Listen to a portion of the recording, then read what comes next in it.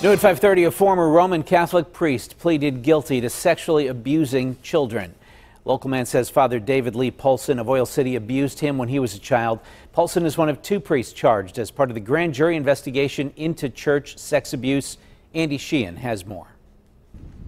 Flanked by his two attorneys, Father David Paulson arrived at court this morning in Jefferson County. Inside, he pled guilty to sexually assaulting one minor and attempting to assault another. David Paulson is a priest who preyed on children for his own sexual gratification.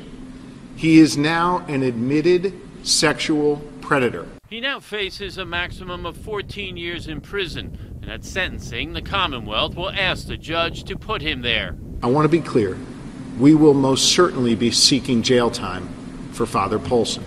Due to the recent nature of the offenses, Paulson is one of only two priests charged with sex offenses in the wake of the scathing grand jury report. In pleading guilty, Paulson acknowledged to committing those acts between 2002 and 2010.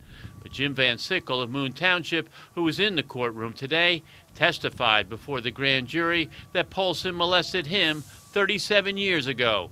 I'm one of the lucky ones. I haven't turned to alcohol or drugs or anything like that, but I think I've hurt other people in my life, my wife and my children, just from my lack of trust. Van Sickle told the grand jury that Paulson sexually abused him for years, but because the statute of limitations is run, Paulson was not charged with assaulting Van Sickle, nor is Van Sickle entitled to civil compensation.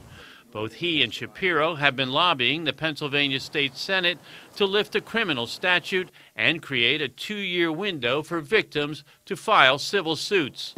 So that people like Jim Van Sickle can get some additional healing. So that we prosecutors can do everything we can to keep children safe here in Pennsylvania. There is no excuse for them to turn their back on the good people of Pennsylvania.